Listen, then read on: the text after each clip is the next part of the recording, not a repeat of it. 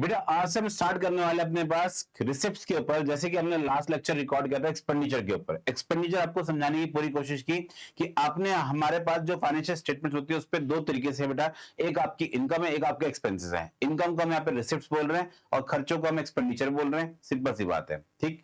फिर हमने last lecture के अंदर एक्सपेंडिचर को डिस्कस किया था कि कैपिटल एक्सपेंडिचर, रेवेन्यू एक्सपेंडिचर कौन से होते हैं, ये हमारे फाइनेंशियल्स पे कैसे इंपैक्ट डालते हैं, फाइनेंशियल्स को कैसे ये चीजों को अलग कर सकते हैं, या फिर बोल सकते हैं कि एक तरह से डिफरेंस को क्रिएट कर सकते हैं कि अगर गलती से आपने कैपिटल एक्सपेंडिचर को रेवेन्यू ट्रीट कर लिया तो उससे क्या क्या हमें खामियां होंगी, और रेवेन्यू को अगर आपने कैपिटल ट्रीट कर लिया तो उससे आपको क्या क्या खामियां होंगी। ये बात हम लोगों ने लास्ट क्लास लेक्चर के अंदर समझी थी बेटा, ठीक है। यस सर, क्या मेरी इतनी बात आप सबको समझ में आ रही है? यस सर, हमें समझ में आई है और आप सबने बेटा लास्ट लेक्चर देखे होंगे, मुझे उम्मीद है। ठीक है बेटा, यस सर। नेक्स्ट हम बात करते हैं कि अब हमारे पास जो टॉपिक है वो है रिसिप्ट्स के ऊपर। किसके ऊपर है? रिसिप्ट्स के ऊपर। तो पहली बात तो रिसिप्ट्स होती क्या है भाई? जो जब बिजनेस हम लोग कर रहे हैं बेटा, जब हम लोग बिजनेस कर रहे हैं तो बिजनेस करेंगे तो उस पर कुछ इनकम भी आएंगे और कुछ खर्चे भी होंगे। खर्चे मतलब आपके छोटे खर्चे भी, उस पर बड़े खर्चे भी। जैसे कि मान के चलिए जो भी आप प्रोडक्ट बना रहे हो बेटा, मशीन से बना रहे हो, तो मशीन से बना रहे हो तो मशीन लाने का जो खर्चा वो आपके लिए कैपिटल एक्सपेंडिचर है। लेकिन उस मशीन के साथ आपको रॉ मटेरियल भी चाहिए, और वो रॉ मटेरियल आपके लिए कौन सा खर्चा है? वो आपके लिए है रेवेन्यू एक्सपेंडिचर। ठीक है, तो दोनों खर्चों का होना बहुत जरूरी है। और फिर उस मशीन को चलाएगा कौन? वर्कर चलाएगा। उस वर्कर को क्या दोगे? आप सैलरी दोगे। अब मशीन ऐसा तो नहीं है कहीं पे भी रख दोगे आपसे, आप उसके लिए कोई प्लेस लोगे, उस प्लेस का आपका रेंट भी होगा। और सपोज कीजिए बेटा मशीन अगर आप चला रहे हो तो उसके इलेक्ट्रिसिटी भी होगी। तो मल्टीपल खर्चे हैं, एक खर्चा नहीं है उसके लिए, बहुत सारे खर्चे हैं जो सब कुछ। और जब मशीन चलेगी तो उस पर रिपेयर भी होगी। तो ऐसे कुछ खर्चे हमने लास्ट क्लास डिस्कस किए थे कि रेवेन्यू एक्सपेंडिचर, कैपिटल एक्सपेंडिचर। ठीक है, अब ऐसे ही हम बात करते हैं यहाँ पे। आज का जो हमारा लेक्चर है बेटा बेसिकली वो ये बताता है कि रिसिप्ट्स, हमें पैसे कैसे रिसीव करने, पैसे लेने कैसे। तो पैसे भी यहाँ पे दो तरीके से बताया गया है। रिसिप्ट को दो तरीके से कैटेगराइज किया गया। नंबर वन कैपिटल रिसिप्ट, दूसरा आपका रेवेन्यू रिसिप्ट। कैपिटल रिसिप्ट क्या होती है बेटा?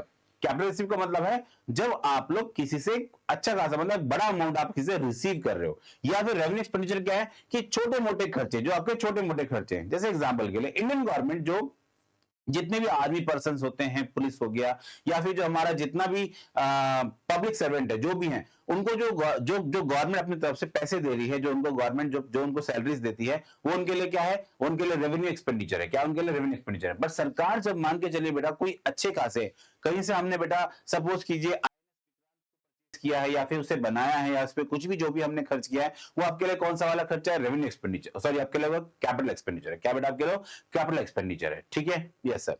वैसे ही हम बात करते हैं रेवेन्यू रिसिप्ट की। तो रेवेन्यू रिसिप्ट क्या है बेटा? जो हम लोग डेली वेज, मतलब जो आपका एक मंथ वाइज जो पैसा आता है उसको हम लोग बोल सकते हैं। जैसे कि कोर्ट फीस होगी, स्कूल फीस होगी, या फिर हॉस्पिटल में अंदर जो भी आपके पैसे लगते हैं वो आपके लिए रेवेन्यू रिसिप्ट है। लेकिन कभी कभार क्या करती है, हम मतलब मान के चलिए हमारी गवर्नमेंट ने कोई पोर्ट किसी को रेंट पे दे दिया, किसी को रेंट पे दे दिया, या सपोज कीजिए कोई चीज है किसी को रेंट पे दे दी, वहां से रेंट रिसीव कर रही है, तो वो भी आपके लिए क्या है बेटा? रेवेन्यू रिसिप्ट है। लेकिन मैं मान के चलता हूं कैपिटल रिसिप्ट का मतलब क्या होता है? हमने किसी कंट्री को लोन दे रखा था और वहां से पैसा आ गया, तो आपके लिए रेवेन्यू, वो आपके लिए कैपिटल रिसिप्ट है। लेकिन सर हमें तो इकोनॉमी नहीं पढ़नी, हमें तो बिजनेस के बारे में जानना है। तो आप बिजनेस के अंदर आते हैं बेटा। ये तो हमने बड़ा एस्पेक्ट पढ़ा, अब हम छोटे एस्पेक्ट में पढ़ते हैं इसको। छोटा एस्पेक्ट मतलब कंपनी के एस्पेक्ट में। कैपिटल रिसिप्ट का मतलब क्या है कि एसेट्स आपने बेचे, एसेट्स बेच के जो पैसा मिलेगा आपके लिए कैपिटल रिसिप्ट है, कैपिटल रिसिप्ट है। वहीं पे सपोज कीजिए आपने अपने बिजनेस के जो प्रोडक्ट है उनको सेल किया, उनसे जो पैसा है आपके लिए कौन सा पैसा है? रेवेन्यू रिसिप्ट है। क्या आपके लिए? रेवेन्यू रिसिप्ट है। मेरी बात इतनी समझ में आप लोग को आई? Yes sir. ये हमने छोटा सा आपको बताने की कोशिश की कैपिटल रिसिप्ट क्या है, रेवेन्यू रिसिप्ट क्या है। ठीक, यस सर। नेक्स्ट हम बात करते हैं क्या इसके बाद, कैपिटल रिसिप्ट क्या चीज है बेटा, उसके बारे में एक एक करके पॉइंट को समझते हैं। Number one, capital receipts are the amount received by enterprise that are not recurring in nature, that are not recurring in nature। मतलब जो बार बार नहीं होंगी, जो बार बार लगातार पैसा नहीं आएगा, नॉन रिकरिंग नेचर का है, और वो बर पैसा आपको रिसीव हो रहा है, बर पैसा क्या आपको अमाउंट जो है रिसीव हो रहा है। तो ऐसे रिसिप्ट को हम बोलते हैं कैपिटल रिसिप्ट। क्या बोलते हैं? Capital receipt. They are received from the source other than operating activity. Sir ये ऑपरेटिंग का मतलब क्या है? यहाँ पे ऑपरेटिंग का मतलब होता है जो बिजनेस काम कर रहा है उसे छोड़ के किसी और काम से आपके पास पैसा आया। जो काम हम कर रहे हैं, सपोज मेरा स्टेशनरी का काम है, मैं स्टेशनरी बेस मतलब स्टेशनरी के जो भी क्या बोलते हैं गुड्स होते हैं उनको बाय सेल करता हूं। ओके, मतलब स्टेशनरी का जो भी सामान है मैं उसको बेचता हूं और क्या बोलते हैं खरीदता हूं। ठीक है, तो अगर मेरे पास कहीं से पैसा आ रहा है लेकिन वो मेरी कोई जमीन थी, पुश्तैनी जमीन है, मैंने उसको बेच दिया, बेच के जो पैसा मेरे पास आया, तो क्या वो मेरे बिजनेस ऑपरेशन से आ रहा है, मेरी ऑपरेटिंग एक्टिविटी से आ रहा है? आप कहोगे नहीं सर, मेरी ऑपरेटिंग एक्टिविटी से नहीं आ रहा, वो मेरे को अदर इनकम आ रही है। तो अदर इनकम, अदर रिसिप्ट से मेरे लिए, उसे हम बोलेंगे कैपिटल रिसिप्ट। दूसरी बात, क्या वो रिकरिंग नेचर की होंगी? आप बोलोगे नहीं सर, वो एक बार तो पैसा आएगा आपके पास आएगा। तो पुश्तैनी जमीन थी, कोई होना है मेरे पास बहुत सारी जमीन है, एक ही जमीन सपोज कीजिए, ठीक है, मेरे पास एक ही जमीन, मैंने वही उसको किसी ने बेच दिया और पैसे मेरे पास आ गए उसके, तो वो पैसे मेरे पास आएंगे, मेरे लिए कौन से रिसिप्ट है? कैपिटल रिसिप्ट है। क्या बेटा मान लो? कैपिटल रिसिप्ट है। Okay, capital receipt include capital introduced by proprietor, ठीक है। अगर मालिक भी बिजनेस में पैसा डाल रहा है तो आपके लिए क्या है? मालिक भी पैसा एडिशनल कैपिटल इंट्रोड्यूस कर रहा है बिजनेस के अंदर, तो आपके लिए कैपिटल रिसिप्ट है। बोरोइंग्स, बोरोइंग्स मतलब उधार लेना, क्या होना? उधार लेना। सपोज कीजिए बिजनेस ने किसी से उधार भी लिया है, तो वो क्या है? कैपिटल रिसिप्ट है। And cell proceed of fix assets, अगर कोई एसेट्स बेच के भी पैसा आया तो भी क्या आपके लिए? कैपिटल रिसिप्ट है। कोई आपने मशीन, प्लांट, लैंड, बिल्डिंग, कुछ भी जो भी आपके पास है बिजनेस के पास, और बिजनेस को सेल कर दिया, उससे जो पैसा आएगा अपने पास, उसको भी क्या बोलेंगे हम लोग? Capital receipt. क्या बोलेंगे उसे हम लोग? Capital receipt. ठीक है, यस सर। अब हम बात करते हैं capital receipts are not revenue earn, ध्यान देना बेटा, not revenue earn in the normal course of business. वो तो सही बात है, ये तो बात हमने यहां पे भी कर ली कि ऑपरेटिंग एक्टिविटी का पार्ट नहीं है, इसी वजह से इसको हम अलग मानते हैं, ये नॉर्मल कोर्स ऑफ बिजनेस नहीं है, hence they are show in the balance sheet. इसीलिए इसको कहां पे शो करते हैं? ये कहां पे शो होंगे सर? ये शो होंगे हमेशा बैलेंस शीट में। कहां शो होंगे? हमेशा बैलेंस शीट में शो होंगे। ठीक है, ठीक है sir. Capital receipt do not affect profit and loss. Business के प्रॉफिट एंड लॉस कभी अफेक्ट नहीं करते, बिजनेस के प्रॉफिट एंड लॉस कभी अफेक्ट नहीं करते, इसलिए हम इसको बोलते हैं कैपिटल रिसिप्ट्स। ठीक है, क्या बोलते हैं इसको हम लोग? Capital receipts. सर इसका मतलब यहां पे लिखा हुआ do not affect the profit and loss, इसको मतलब ये करता होगा? यस सर, ये बिल्कुल करता है बेटा। ये रेवेन्यू रिसिप्ट जो है बिजनेस के प्रॉफिट एंड लॉस को इफेक्ट करते हैं, क्योंकि पैसा ज्यादा आएगा तो प्रॉफिट ज्यादा हो जाएगा, पैसा कम आएगा तो प्रॉफिट कम हो जाएगा, सिंपल सी बात है। पर कैपिटल रिसिप्ट के ज्यादा आने से या कम आने से कभी भी आपका बिजनेस का जो ऑपरेशन है वो अफेक्ट नहीं होगा, क्योंकि विदाउट, हमने पहली बात की, अदर देन ऑपरेटिंग एक्टिविटी, ये बिजनेस को छोड़ के कोई और एक्टिविटी से पैसा आ रहा है उसको हम बोलते हैं। आता बेटा क्लियर है? Yes sir. नेक्स्ट हम बात करते हैं क्या? रेवेन्यू रिसिप्ट्स की। किसकी? रेवेन्यू रिसिप्ट्स की। रेवेन्यू रिसिप्ट्स क्या होती है बेटा? Revenue receipts are the receipt that arise in the normal course of business. जो क्या है बेटा? नॉर्मल कोर्स ऑफ बिजनेस है, ठीक है, of business, and these are the amount receive और रिसीवेबल। यहां पे ध्यान देना, दो वर्ड बोलेंगे, रिसीव्ड या रिसीवेबल। सपोज कीजिए आपने किसी को कैश में सामान बेचा और दूसरा आपने किसी को सामान बेचा लेकिन उसने पैसे नहीं दिए, लेकिन वो कह रहा है कि मैं पैसे दे दूंगा फ्यूचर में, तो इट मींस वो रिसीवेबल है, तो वो आपके लिए कौन सी वाली रिसिप्ट है? रेवेन्यू रिसिप्ट है। In respect to sale of goods and services. कोई जरूरी नहीं है कि आप गुड्स बेचो या सर्विस, मतलब गुड्स ही बेचो, आप सर्विस भी तो बेच सकते हैं, सिंपल सी बात है। एयरटेल क्या कर रहा है हमारे देश के अंदर? वो सर्विसेज ही तो दे रहा है बेटा, ठीक है। जितने ओटीटी प्लेटफॉर्म्स है वो सब क्या कर रहे हैं? सर्विसेज ही तो दे रहे हैं। तो यहाँ पे कोई जरूरी नहीं है कि गुड्स ही बेचने, हमें सर्विस भी दे सकते हैं, ठीक है। Yes sir. यहां पे साथ साथ लिखा गया है cash sale, cash receive from the debtors, income receive, services etcetera are the examples, बताया गया इसके बारे में। Next, revenue receipt are the recurring in nature. Revenue receipt कैसी होती है? रिकरिंग होती है। कैसी होती है? रिकरिंग, ये बार बार होंगी। जबकि इससे पहले भी हम लोगों ने क्या समझा, ये कैसी है? Non recurring in nature, non recurring in nature. जबकि इसमें हम क्या पढ़ रहे हैं? Recurring in nature and arise from the operating activity. ये कहां से होती है? Operating, arise from the operating activity. जबकि इसमें क्या पढ़ा था हम लोगों ने? हमने पढ़ा इसमें अदर देन, क्या पढ़ा हम लोगों ने? Other than operating activity, business को छोड़ के किसी और एक्टिविटी से पैसा आ रहा है, ठीक है। Hence they are show in profit and loss। इसी वजह से जब ये बिजनेस से आने वाली इनकम है तो इसको हम लोग कहां शो करते हैं? या तो ट्रेडिंग के अंदर या फिर प्रॉफिट एंड लॉस के अंदर, तो ट्रेडिंग में या फिर प्रॉफिट एंड लॉस के अंदर, ठीक है। Yes sir. क्या इतनी बात आप सबको मेरी समझ में आई? यस सर, हमें समझ में आ गई है। वेरी वेरी गुड बच्चे। नेक्स्ट हम बात करते हैं क्या? इन दोनों में डिफरेंस, इन दोनों के अंदर डिफरेंस क्या है, इन दोनों में बेसिक डिफरेंस क्या है बेटा, ठीक। Number one nature, capital receipt के अंदर बताया गया it is not recurring in nature. ये बात अभी हमने डिस्कस की बेटा, ठीक है, ये रिकरिंग नेचर के नहीं है, जबकि ये रिकरिंग नेचर के है, मतलब ये बार बार, ये फ्रीक्वेंटली होंगे, बार बार आपके बिजनेस के अंदर होंगे बेटा। रिसोर्स, सॉरी सोर्सेस कहां से आएंगे बेटा हमारे पास? ये नॉन ऑपरेटिंग, जबकि ये क्या है? ऑपरेटिंग है। मतलब ये बिजनेस को छोड़ के कोई और एक्टिविटी से पैसा आ सकता है, जबकि बिजनेस की एक्टिविटी से ही पैसा आपके पास रिसीव होगा। नेक्स्ट हम बात कर रहे हैं इसको शो कहां पे करना है। ये प्रॉफिट ये आपके बैलेंस शीट में शो होते हैं। कहां पे शो होते हैं? बैलेंस शीट, क्योंकि कौन सी रिसिप्ट है? कैपिटल रिसिप्ट है। जबकि ये कहां पे शो होता है? हमेशा रेवेन्यू रिसिप्ट। ये अक्सर आपको शो होते हैं कहां पे? ट्रेडिंग में या फिर प्रॉफिट एंड लॉस में। ट्रेडिंग या फिर प्रॉफिट एंड लॉस में अंदर।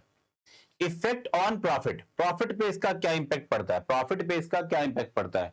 It does not affect the profit and loss. ये प्रॉफिट एंड लॉस को इंपैक्ट नहीं करते, प्रॉफिट एंड लॉस को इंपैक्ट नहीं करते, ये प्रॉफिट एंड लॉस को इंपैक्ट नहीं करते। सिंपल सी बात है, ठीक है। क्यों? क्योंकि ये बिजनेस को छोड़ के, बिजनेस का कोई भी इसमें मतलब क्या बोलते हैं, डायरेक्ट बोले चाहे इनडायरेक्ट बोले, इसमें कोई काम नहीं होता, इसमें कोई भी काम नहीं होता। ये बिजनेस को छोड़ के किसी और एक्टिविटी से पैसा आ रहा है। जैसे कि एग्जांपल के लिए मैंने बताया आपको, आपने किसी से बोरोइंग की है, आपने कोई एसेट था उसे बेच दिया, या फिर सपोज कीजिए कि मालिक ने, ओनर ने बिजनेस के अंदर पैसा एक्स्ट्रा इंट्रोड्यूस किया, तो वो सारी एक्टिविटीज क्या बिजनेस की ऑपरेशन को इंपैक्ट करने वाली तो नहीं। तो इट मीन ये प्रॉफिट को कोई भी इफेक्ट नहीं करता, बट रेवेन्यू रिसिप्ट हमेशा प्रॉफिट को इफेक्ट करती है। अगर ये ज्यादा है तो प्रॉफिट ज्यादा होगा, अगर ये कम है तो आपका प्रॉफिट कम हो सकता है या लॉस भी हो सकता है। प्रॉफिट कम हो सकता है या फिर लॉस भी हो सकता है। नेक्स्ट हम बात करते हैं अवेलेबिलिटी। ठीक, it does not available for distribution as profit to the owner of the business. ये कभी भी बिजनेस के देखा जाए तो ये बिजनेस के ये डिस्ट्रीब्यूशन ऑफ प्रॉफिट नहीं है ओनर के लिए। मतलब ऐसा नहीं है कि आपके पास कुछ नहीं बचा तो अपने कैपिटल रिसिप्ट में से पैसे निकाल के ओनर को दे दो कि जाओ ये आपका प्रॉफिट है। नहीं हो सकता। बट रेवेन्यू रिसिप्ट में से आफ्टर डिडक्टिंग रेवेन्यू एक्सपेंसेस, सारे के सारे खर्चे कौन से वाले? रेवेन्यू एक्सपेंसेस, फिर ये अवेलेबल होता है किसके लिए? ओनर के लिए। क्यों? क्योंकि फिर बन जाता है नेट प्रॉफिट। क्या बन जाता है बेटा? ये नेट प्रॉफिट। और नेट प्रॉफिट पे तो ओनर का ही राइट होता है, ठीक है। सिंपल सी बात है, वो भी बाद में ओनर को प्रोवाइड कर दिया जाता है। क्या मेरी इतने आप सबको समझ में आई? Yes sir. ये बेटा अभी हमने छोटा सा टॉपिक को समझा है कि रिसिप्ट क्या होती है। तो रिसिप्ट आपके पास पहला है कैपिटल रिसिप्ट, दूसरा है रेवेन्यू रिसिप्ट। फिर हमने रेवेन्यू रिसिप्ट के बारे में समझा, कैपिटल रिसिप्ट के बारे में समझा, और साथ साथ फिर हमने इनके डिफरेंस को भी समझा है। क्या मेरी इतनी बात आप सबको समझ में आई है? Yes sir. तो ये हमारे पास रिसिप्ट वाले टॉपिक हो गए बेटा, ठीक। अब जैसे कि हम लोग बात करें, हमें जितनी चीजें अभी तक हमने पढ़ी कि सर कैपिटल एक्सपेंडिचर क्या होता है, रेवेन्यू एक्सपेंडिचर क्या होता है, तो एक छोटा सा क्वेश्चन है हमारे पास। ये एक छोटा सा क्वेश्चन है। इस क्वेश्चन से हम अपनी नॉलेज को जज करते हैं कि हम लोग सही बता रहे हैं या फिर गलत बता रहे हैं, ठीक है। मैं यहाँ पे छोटी सी चीज पहले लिख देता हूं। हम लोग यहां मान रहे हैं कैपिटल एक्सपेंडिचर को लिख रहे हैं हम लोग कैपिटल एक्सपेंडिचर। दूसरे को हम बोल रहे हैं रेवेन्यू एक्सपेंडिचर, रेवेन्यू एक्सपेंडिचर, ठीक है। Yes sir. अब हम पढ़ते हैं एक एक करके कि हमारे पास कैपिटल है या फिर रेवेन्यू है, कौन सा वाला एक्सपेंडिचर है। इस बात को जस्टिफाई करते हैं। नंबर 1, पहला, second hand car purchase 1 lakh rupees. आपने सेकेंड हैंड कार ली 1 लाख रुपए की, ओके। उस पर 10,000 रुपए खर्च किए ऑन इट्स रिपेयर। तो बताओ ये कौन सा खर्चा है? तो बेटा जो उसमें आपने कार खरीदी है और जो उस पर रिपेयर कराई है, सेकेंड हैंड कार थी, अब सेकेंड हैंड कार को यूजेबल मतलब वो चलती रहे उसके लिए आपने कुछ रिपेयर कराई है उसमें, तो क्या वो बिजनेस मतलब देखा जाए तो क्या वो उस सेकेंड हैंड कार की जो सेकेंड हैंड कार है उसकी एफिशिएंसी को इंक्रीज कर रहा है? आप कहोगे नहीं सर।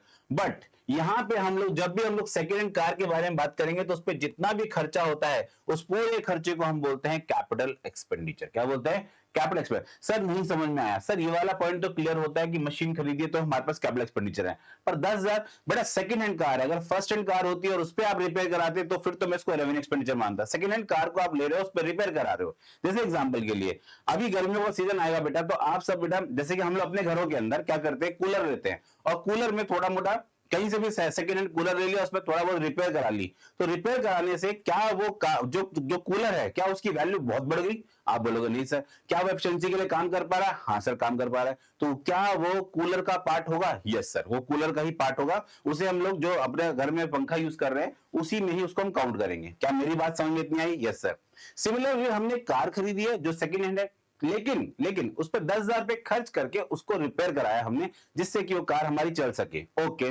तो क्या वो खर्चा आपके लिए कैपिटल एक्सपेंडिचर है, रेवेन्यू एक्सपेंडिचर है? आप बोलोगे सर उसे अब कैपिटल एक्सपेंडिचर। क्या बोलोगे इसे हम लोग? Capital expenditure. बट यहां पे सेकेंड हैंड की जगह पे न्यू कार होता है और उस पर आप रिपेयर करा रहे होते कुछ समय के बाद, तो क्या वो आपके लिए कैपिटल एक्सपेंडिचर है? नहीं, वो कैपिटल एक्सपेंडिचर नहीं है, क्योंकि नई कार है बेटा, उस पर आपने रिपेयर कराई है। इट मींस वो आपने रिपेयर इसी वजह से कराई ताकि जो उसकी परफॉर्मेंस है वो बनी रहे, जैसे वो कार जो काम कर रही थी वो सेम एज इट इज करते हैं बेटा। ठीक है, यस सर। नेक्स्ट आपका बेटा repair for the machinery of running. तो ये आपके लिए कौन सा वाला खर्चा है? सर ये हमारे लिए रेवेन्यू एक्सपेंडिचर है, साफ साफ पता लग रहा है। वेरी वेरी गुड बच्चे। क्यों? क्योंकि रिपेयर हमने कराई है मशीन की, जिससे कि वो रनिंग मतलब अपने आप में काम करती रहे बेटा। ठीक, yes sir. Cost of installing a new machine, machine को इंस्टॉल करने का जो खर्चा है उसे भी हम लोग बेटा मशीन का एक पार्ट मानते हैं, मतलब कैपिटल एक्सपेंडिचर। सर ये तो हमें देखे देखे से लग रहा है, ये हमने चीजें कहीं पे पढ़ी हैं। यस, पढ़ी है आप लोगों ने बेटा, ये आपने डेप्रिसिएशन चैप्टर के अंदर पढ़ी है। ये वाला पॉइंट भी आपने डेप्रिसिएशन चैप्टर के अंदर पढ़ा है। डेप्रिसिएशन चैप्टर के अंदर आपने ये बात पढ़ी थी, सेकंड हैंड कार आप बाय कर रहे हो, उस पर इतने रुपए का रिपेयर हुआ तो उसे कैपिटल एक्सपेंडिचर ही मानते थे हम लोग, उस पर डेप्रिसिएशन चार्ज करते थे हम लोग। ठीक है, यस सर। नेक्स्ट हम बात करते हैं क्या? Cost of air conditioning, cost of air conditioning of office of the general manager, जिसके लिए भी ले रहा आप उससे मतलब नहीं है। आपने क्या किया यहाँ पे बेटा? एयर कंडीशनर लिया है, तो क्या ये आपके लिए मशीनरी है? Yes sir. तो आपके लिए क्या ये कैपिटल एक्सपेंडिचर, क्या है बच्चे? Capital expenditure. ठीक है, यस सर। नेक्स्ट हम बात करते हैं fifth point, 50,000 spend on painting, ठीक है, and white wash for the factory building. Factory building की व्हाइट वॉश के लिए आपने जो 50,000 रुपए खर्च किए, तो अब यहाँ पे क्या ये कैपिटल एक्सपेंडिचर है, रेवेन्यू एक्सपेंडिचर है? हम बोलेंगे व्हाइट वॉश वगैरह का जो भी खर्चा होता है उसे हम कैपिटल एक्सपेंडिचर ना मान के रेवेन्यू एक्सपेंडिचर की तरह ट्रीट करते हैं। ठीक है, यस सर। नेक्स्ट हम बात करते हैं furniture of the book value 25,000, sold 16,000 and new furniture 50,000, purchase and cartridge on purchase 1,000। ठीक है, तो बेटा ध्यान देना, ये 50,000, ये जो 50,000 और ये 1,000 रुपए जो कार्टेज दिए, इन दोनों को मिला करके मैं बोलूंगा कैपिटल एक्सपेंडिचर है। क्या ये कैपिटल एक्सपेंडिचर है? और वहीं पे अगर मैं बात करता हूं कि मशीन को मैं यहां पे सोल्ड कर रहा हूं, मशीन को मैं बेच रहा हूं, और मशीन की बुक वैल्यू 25,000 है, बेच रहे हैं 16,000 में, तो आपको यहाँ पे नेट नेट लॉस कितने का हो रहा है? यहाँ पे लॉस हो रहा है, कितने रुपए का लॉस हो रहा है? तो आप कहोगे सर लॉस हो रहा है 9,000 रुपीज का। ये 9,000 का लॉस बेटा है आपके लिए, क्या ये 9,000 का लॉस है? तो इसे हम लोग बोलेंगे रेवेन्यू एक्सपेंडिचर। यस और नो? क्या ये फ्यूचरिस्टिक है हमारे लिए? नहीं, बस ये तो बस आपने मशीन इसी समय में बेची है और खत्म हो गया, बेच के खत्म हो गया। लेकिन जो आपने मशीन अभी बाय की, वो आपके लिए क्या बेटा? वो आपके लिए कैपिटल एक्सपेंडिचर है। यस और नो? Yes sir. क्या मेरी इतनी बात आप सबको समझ में आई? हाँ सर, समझ में आ गई। बेटा ऐसे क्वेश्चन हमारे पास बहुत रेयरली आते हैं, बट टिक मार्क क्वेश्चन आ सकते हैं, जैसे कि एमसीक्यूज आपके पास क्वेश्चन आ सकते हैं वाले। ठीक है, यस सर। नेक्स्ट है एक क्वेश्चन हमारे पास और यहाँ पे रेवेन्यू एक्सपेंडिचर और कैपिटल एक्सपेंडिचर में, amount of 1,000 on machinery purchase, amount of 1,000 machinery purchase, machine को खरीद के आपने 1,000 रुपए उस पर खर्च किए बेटा, तो ये आपके लिए क्या है? Sir capital expenditure. शाबाश। दूसरा क्या है? लीगल फीस 5,000 रुपए paid for lawyer for the title, title मतलब ओनरशिप लेना, क्या होना? Ownership, ownership search of the purchase property. ठीक है, तो यहां पे टाइटल ले रहे हैं हम लोग बेटा, तो उस पे जो भी खर्च हो रहा है आपके लिए क्या है? कैपिटल एक्सपेंडिचर है। लॉयर को जो भी आपने फीस दी है। 2,000 पेड किए replacement of the worn out part of the machinery. ठीक है, तो यहां पे रिप्लेस किया जिससे मशीन की एफिशिएंसी बनी रहे, तो रिपेयर्स है। क्या ये आपके लिए? रिपेयर्स है। इसे हम लोग क्या बोलेंगे? Revenue expenditure. क्या बेटा मान लिए? रेवेन्यू। ये बात तो आप समझ पा रहे हैं बेटा, सी के मतलब यहाँ पे कैपिटल एक्सपेंडिचर है और आर ई का मतलब यहाँ पे रेवेन्यू एक्सपेंडिचर है। ठीक, yes sir. Amount spend on the construction of the temporary हट विच were necessary for the construction of the building and while were demolished when the building was ready। जब building ready हो जाएगी तो इसको हम लोग तोड़ देंगे। तो क्या ये खर्चा आपके लिए रेवेन्यू है या फिर कैपिटल है? आप मुझे इसका आंसर बताना। ठीक है, यस सर। ओके।